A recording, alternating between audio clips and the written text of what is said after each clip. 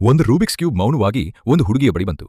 ಅವಳು ಅದನ್ನು ಸರಿಪಡಿಸಬಹುದು ಎಂಬ ಆಶೆಯಿಂದ ಅದು ಕಾಯುತ್ತಿತ್ತು. ಅದು ನಿಧಾನವಾಗಿ ಅವಳನ್ನು ಸ್ಪರ್ಶಿಸಿತು. ಹುಡುಗಿ ತನ್ನ ಗೇಮನ್ನು ನಿಲ್ಲಿಸಿದಾಗ ತನ್ನ ಪಕ್ಕದಲ್ಲಿ ಒಂದು ರೂಬಿಕ್ಸ್ ಕ್ಯೂಬ್ ಬಿದ್ದಿರುವುದನ್ನು ನೋಡಿದಳು. ಅವಳು ಅದನ್ನು ಎತ್ತಿಕೊಂಡು ಕುತೂಹಲದಿಂದ ತಿರುಗಿಸಲು ಆರಂಭಿಸಿದಳು. ಸ್ವಲ್ಪ ಸಮಯದ ನಂತರ ಅವಳು ಸಂಪೂರ್ಣ ಹಳದಿ 3 ಗುಣ 3 ಬದಿಯನ್ನು ಪೂರ್ಣಗೊಳಿಸಿದಳು. ಅವಳು ಸಂತೋಷದಿಂದ ನಗುತ್ತಾ ಮುಂದಿನ ಬದಿಯನ್ನು ಬಿಡಿಸಲು ಆರಂಭಿಸಿದಳು. ಆದರೆ 2ನೇ ಬದಿಯನ್ನು ಸರಿಪಡಿಸಲು ಪ್ರಯತ್ನಿಸಿದ ತಕ್ಷಣ ಮೊದಲ ಬದಿ ಮತ್ತೆ ಕಿಡಿಹೋಯಿತು. ಅವಳು ಹಲವು ಬಾರಿ ಪ್ರಯತ್ನಿಸಿದಳು, ಆದರೆ ಪ್ರತಿಯೊಂದು ಬಾರಿ ವಿಫಲಳಾದಳು. ನಿರಾಶೆಯಿಂದ ಅವಳು ಕ್ಯೂಬ್ ಅನ್ನು ಒಂದು ಕಡೆಗೆ ಎಸೆದು ಮತ್ತೆ ಗೇಮ್ ಆಡಲು ಆರಂಭಿಸಿದಳು.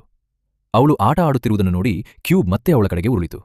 ಇಷ್ಟು ಚೆನ್ನಾಗಿ ಆಟ ಆಡಬಲ್ಲ ಹುಡುಗಿ ಇದನ್ನೂ ಖಂಡಿತವಾಗಿ ಬಿಡಿಸಬಹುದು ಎಂದು ಅದಕ್ಕೆ ಅನಿಸಿತು. ಈ ಬಾರಿ ಅದು ನಿಧಾನವಾಗಿ ಅವಳ ಹೆಡ್ಫೋನ್ ಅನ್ನು ಸ್ಪರ್ಶಿಸಿತು. ಹುಡುಗಿ ಆಶ್ಚರ್ಯಚಕಿತಳಾದಳು. ಕ್ಯೂಬ್ ನಿಜವಾಗಿಯೂ ಚಲಿಸಬಹುದು ಎಂದು ಅವಳು ಎಂದಿಗೂ ಯೋಚಿಸಿರಲಿಲ್ಲ. ಕ್ಯೂಬ್ ವೇಗವಾಗಿ ಅವಳ ಮಡಿಲಿಗೆ ಹಾರಿಬಂತು, ಸಹಾಯ ಕೇಳುತ್ತಿರುವಂತೆ. ಹುಡುಗಿ ಅದನ್ನು ಮತ್ತೆ ಎತ್ತಿಕೊಂಡು ಬಿಡಿಸಲು ಆರಂಭಿಸಿದಳು. ಈ ಬಾರಿ ಅವಳ ಸಂಪೂರ್ಣ ಗಮನ ಕ್ಯೂಬ್ ಮೇಲೆಯೇ ಇತ್ತು. ಅವಳು ಅದನ್ನು ಬಿಡಿಸುವುದರಲ್ಲಿ ಎಷ್ಟು ಮುಳುಗಿ ಹೋಗಿದ್ದಳೋ ರೈಲಿನ ಶಬ್ದವೂ ಅವಳಿಗೆ ಕೇಳಿಸಲಿಲ್ಲ. ಕೊನೆಯ ಹಂತಕ್ಕೆ ತಲುಪಿದಾಗ ಅವಳು ಗಾಬರಿಯಾದಳು. ಒಂದು ತಪ್ಪು ಹೆಜ್ಜೆಯಿಂದ ಮತ್ತೆ ಎಲ್ಲವೂ ಹಾಳಾಗಿಬಿಡಬಹುದು ಎಂಬ ಭಯ ಅವಳನ್ನು ಕಾಡಿತು. ಆಗಲೇ ನಿಲ್ದಾಣದ ಗಂಟೆ ಮೊಳಗಿತು. ಇನ್ನೇನು 2 ನಿಮಿಷಗಳಲ್ಲಿ ರೈಲು ಬರಲಿತ್ತು. ಕ್ಯೂಬ್ ಬೇಗನೆ ಸನ್ನೆ ಮಾಡತೊಡಗಿತು. ಅದು ಏನನ್ನೂ ವಿವರಿಸಲು ಪ್ರಯತ್ನಿಸುತ್ತಿತ್ತು, ಆದರೆ ಹುಡುಗಿಗೆ ಏನೂ ಅರ್ಥವಾಗಲಿಲ್ಲ.